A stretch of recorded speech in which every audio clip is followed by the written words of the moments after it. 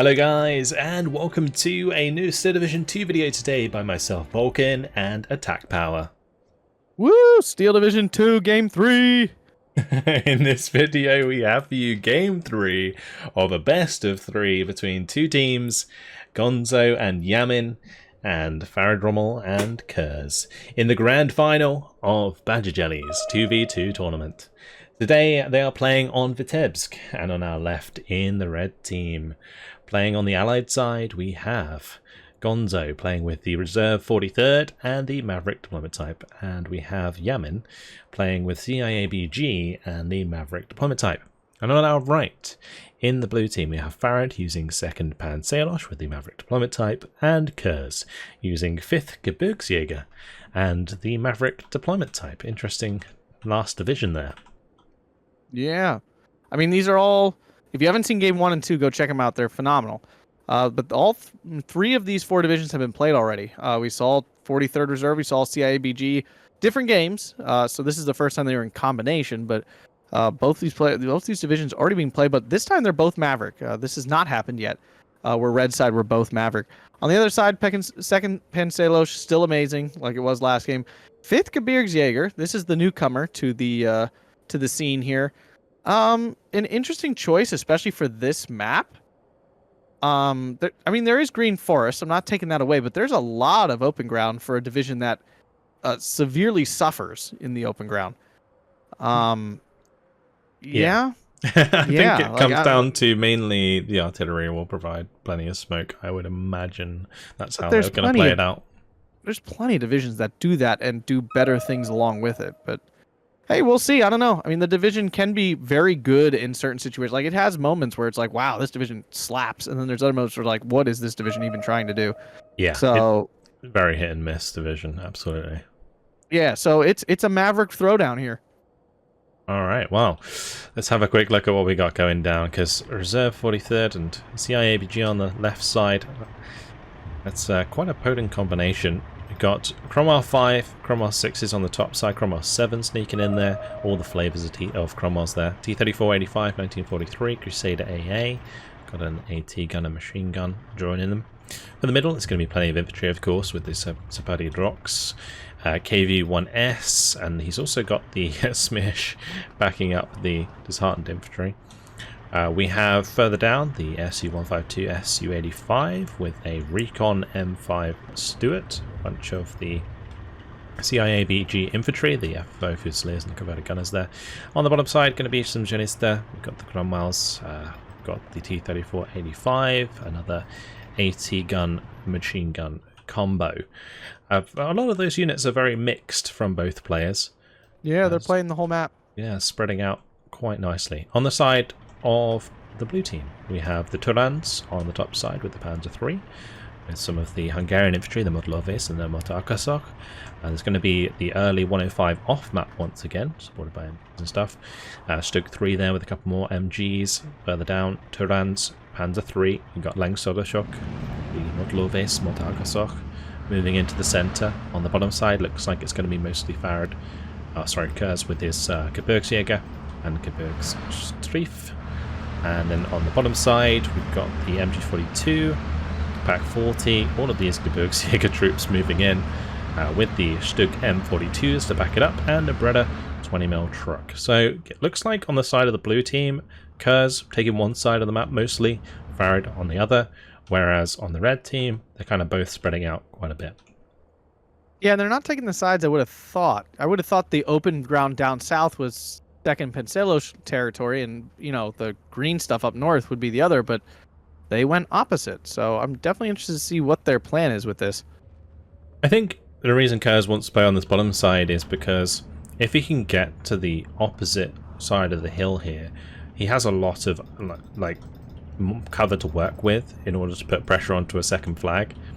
In the center as well would be a great place for the Gebirgsjäger, but we're not seeing them there. We'll have to see how deep Khers can really get with all of this infantry, as he's forced to unload in the face of this 45mm and the Cromwells. SBW AB-41's going to try and take care of some of this infantry quickly as the engagement gets underway. Yeah, one thing that 5th Gebirgsjäger has in spades is snipers, so we should see lots of sniper spam. And we know very well, especially from this new DLC, sniper spam is a winning spam. With the AB Paris, yeah, in particular with the Brits. But yeah, on this bottom side, the Gebirgs Fusiliers with the 2 Stugs now coming up. These Stugs are really going to have to try and find their way through this T-34 85 1943, although it seems like the HS-129 will be the solution, indeed. If it keeps line of sight and can find it. It might have lost it already. Definitely lost it. Let's see if it gets lucky and it's strike anyway. That thing's on the move, though. And it survives. Yeah, that was just off target, but must have done a bit of damage there and forced it back enough for these Stug M43s to provide plenty of fire support onto the infantry. All of the infantry now from Yamin here has been killed off, so the Gebirgsjäger can continue to push off. The Pak 40 can keep moving up into position, and check out this blob of infantry that's managed to get through here in their transports as well into a very nice position. Meanwhile, topside finds the Cromwell too down south. Oh, nice. Nice indeed. Pupshin's actually, yeah, great call. They're amazing. On this sort of cover. It's perfect range for them. They got that 750 meter range, and the heavy cover to open ground here is going to be perfect for them. In the middle, Farid actually getting a really nice salient here and finding a second flag there. 15-9 for the blue team. Seems like both sides, they're having really, really bad time. As a Cromwell 5 goes down on the top side, this off-map will also hit pretty well, potentially allowing Farid to push through. It's just a 105, so nothing's going to die. But really, this T-3045 is the big issue, right? So if he can get this to fall back, then he can make his push. I mean, the Cromwell 7 is also a big issue. The Terrans can't kill that at all. So, and the Panzer 3 died, so he lost the APCR of that. Or maybe it went a different direction, I guess. But it's not there. And here comes the 105, and it's not doing anything, essentially. Yeah, it's not really hitting the mark as it needs to. But great development on the bottom side from Khers. Has managed to get his infantry right far up, bringing up a second Pupshin. These Pupshins just so good with that penetration. Now loads of infantry are going to be piling in the middle from Khers to back up the mid, and that's what I would say I expected from the 5th Gebirgs. This mid engagement from those infantry going to be working out quite nicely. Meanwhile, another off-map strike being placed on the top, but probably just going to have the same effect. Yeah, I'm not... I mean, I respect him for trying, but I don't think it's going to do much. But yeah, the center, I think, is where they need to put their time and energy, because they certainly have the advantage there infantry-wise. You know, the 43rd has some great CQC infantry, but it's limited. They run out pretty quick of those really strong infantry. Yep, all these Gebirgsjägers starting to arrive in the center, but let's keep an eye on this Pupshin that's sneaking through the light cover here towards the T-34-85 and the Cromwells. And since both players are kind of spreading out their units here, you can see that the T-34-85s are Gonzos and the Cromwells, of course, are Yamins. And Yamin reacting to the light engagement there, but the T-34 still sitting forwards. That is something that can obviously catch out these players as the game goes on. HS-129 coming in for another of these cluster strikes. This time it will land. Yep, does have eyes on target, and that will be more than enough to get the job done. Spitfire coming in with an LA-7, looking to shoot that down, but the HS-129 manually piloted on the turn there. Now going to be trying to get that out alive, but the Spitfire right on its tail. Job done. And that's actually the second HS-129 that went down. Another one just died moments before. So that, I think he's out already for A phase. If you brought him in A phase, is it 2 or 3 of those? I think 2. But either way, yeah, I want to say out. 2, but we'll see if another one comes in.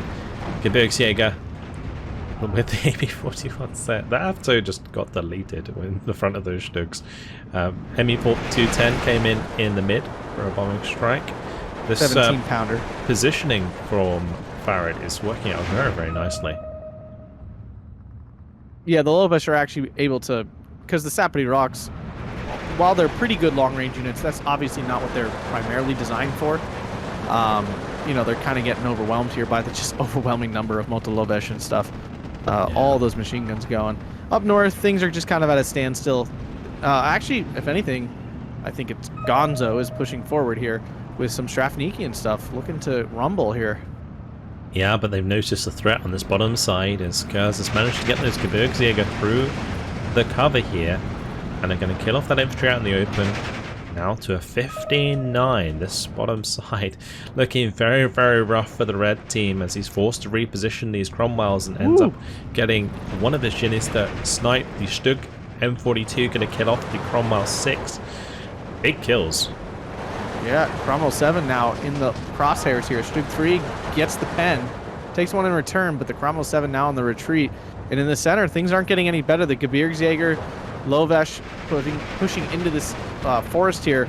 Infantry slowly going down. These converted gunners they just hold ground. They don't really kill things. Yeah, and the Gebirgsjäger at close range do have 4 MP40s.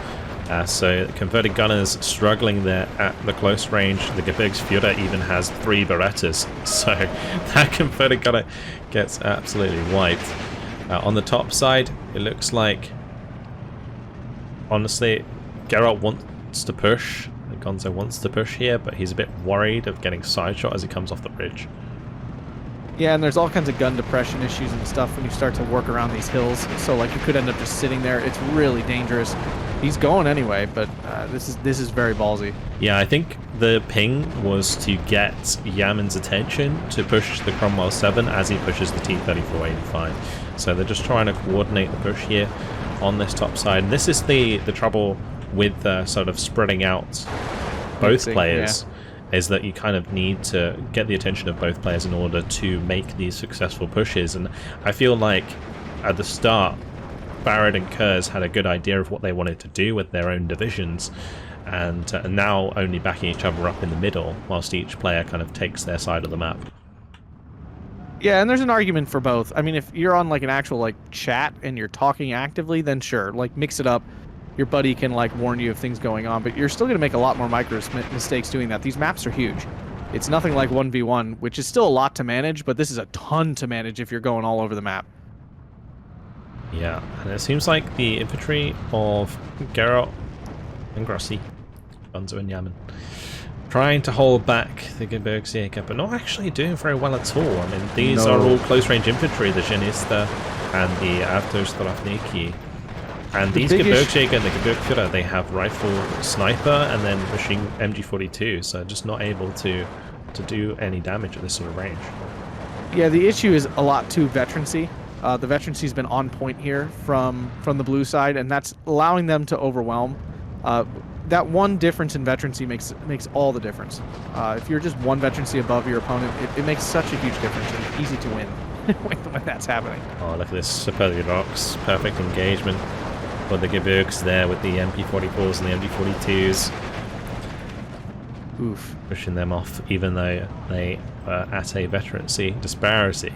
But plenty of numbers, of course, to back that up, as both the Hungarian infantry and the German infantry push through together, and that is such a nasty combo. Lovis and Gebirgsjäger kind of just sweeping through their cost-efficient infantry, just pushing hard. Yeah, we're at a 16-8 already from blue side. We're just hitting B phase, so things going really poorly here for red, to say the least. Yeah, and we've got to note that because it's basically a mirror match in terms of incomes, it's going to be even harder for them to come back. There's no like balance that they can rely on in the late game to swing this back in their favor, although I mean having a balance at this point would be even worse. But yeah, every kill really counts in the sort of mirror match income. Tehran 1 just took out a Cromwell in the center here. That's a beautiful trade up for that Tehran. It did go down then. We also see a Stug 3 on the hill going up against his T-34-76 and goes down to the T-34-76. So a nice big kill there for Gonzo to get back in. He did get off the hill up north a little bit, but has not pushed any further. And Farid's building up some defenses here to stop any further push up north. Yeah, so we see 17-7 as Farid brings in Siedlce to engage the Su-152 and the Su-85 up on this hill that have been causing issues for the reinforcing road onto the open flag. So nice kill there onto the Su-152. Now we're going to be looking for the Su-85 that does not have the range to fight back against the Panther. And Siedlce forces it off Su-85 surviving for the time being. Gebirgs Fusiliers coming in on the bottom side once again. Gebirgs Jäger going to be trying to get into the heavy cover. You can see that Khers has been purposefully deploying them onto that bottom road and then driving them through this light cover instead of using that road through the town because of the cover that the Su-85 and the Su-4152 was giving. But now the Panther's in position, he's going to probably be able to use that reinforcing road again. Quick opinion there, Vulcan. I think aces should come in with one unit with 3 stars, always an A. Thoughts? Always an A. I mean, yeah, I guess you could do that, but I think certain units would be OP if you could bring them in A. Well, of the aces, I mean, just the ace units. Yeah, potentially. I just don't think that you should make like aces stronger than other units. But they're aces. That's the point. That's the whole point. Is that because people ask me, new players ask me all the time, like, do the aces do anything? I'm like, nope, absolutely. Actually, they die easier, I swear. That's just because they're yellow portraits and they get targeted instantly. That won't change if you give them extra veterancy. It makes them feel cooler, though. Yeah, the issue there is like pay to win, right? That's the trouble with making them better than other units. I mean, for a singular unit, though, I don't think that like breaks the game. Right? Well, come on, Eugen. Back to this game, it's looking pretty dire right now for the red team, as Farid and Khers have managed to almost completely delete all of the infantry that the red team had on the hill. They're still capturing a flag with the Langsodderschuk there. That's so cheeky. If it smoked itself as well, it'd probably still hold the ground. But on this bottom side, even more Gebirgsjäger coming in. These things are only like, well, they're 25 points, MG42s. Just the abundance of these is absolutely crazy, and you can see that they're all coming in at 2 veterancy. Yeah, they're double vetted at 2. So like, wow, he's really like double vetting really cuts down availability pretty significantly. But I mean, Gebirgsjägers have a higher availability curve to start, so you know that makes that a little bit more palatable to do that. Yeah. This Panther continuing to bully these tanks off of the hill, and I mean they're about to get pushed all the way off this center hill. These units here are not going to hold this off, without a doubt. All of the flags on that middle hill now under control of Khers and Farid. Oh, nice Buption kill there.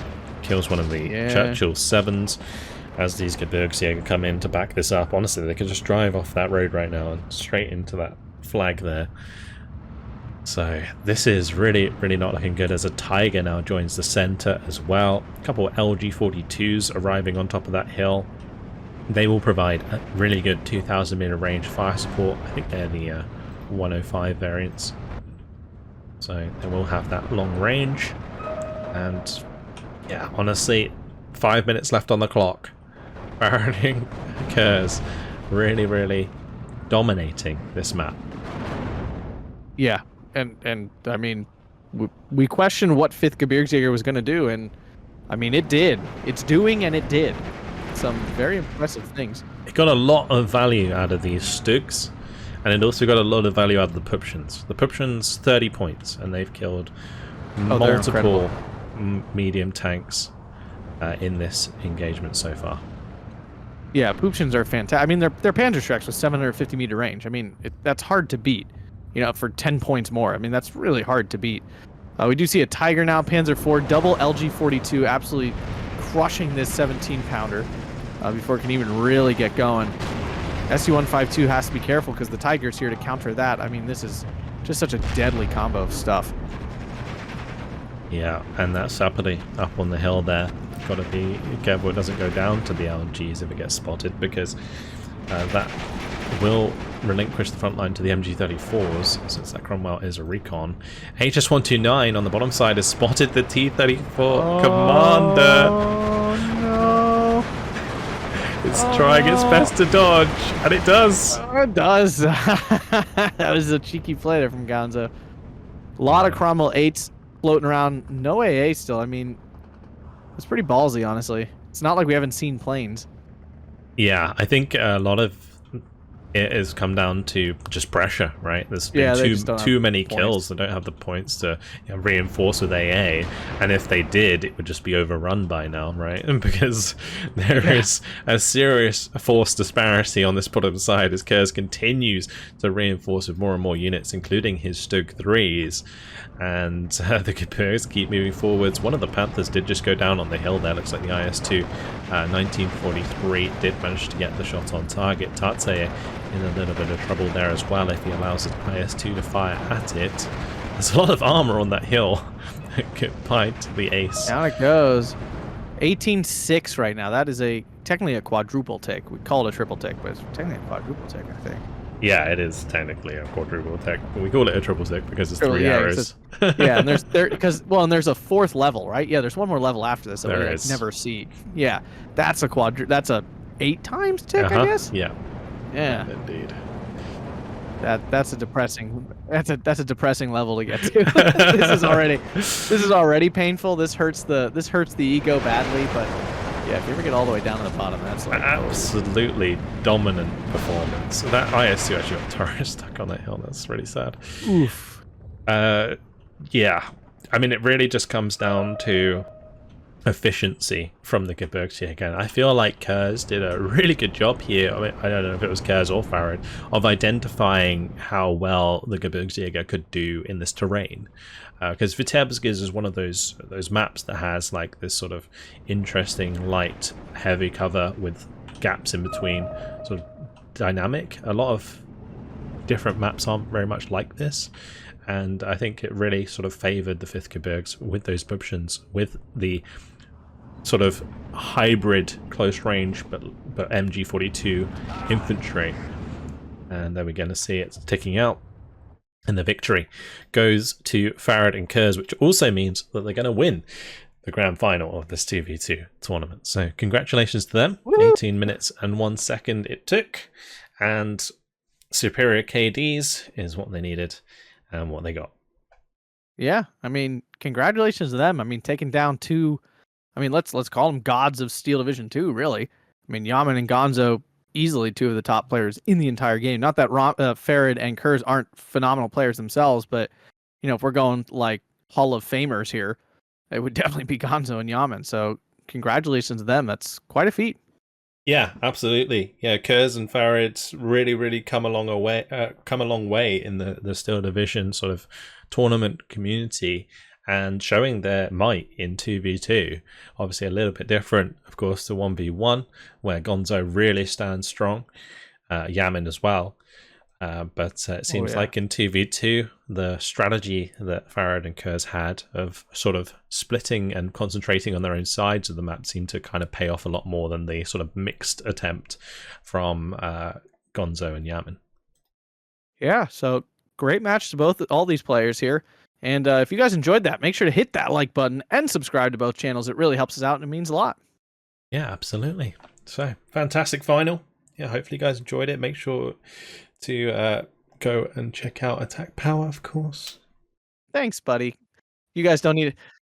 Vulcan's famous. He doesn't need me. That's so cringe. All right, we're gonna leave it there. Hopefully you guys enjoyed the video. Thank you very much for watching, and we'll see you in the next one. Goodbye.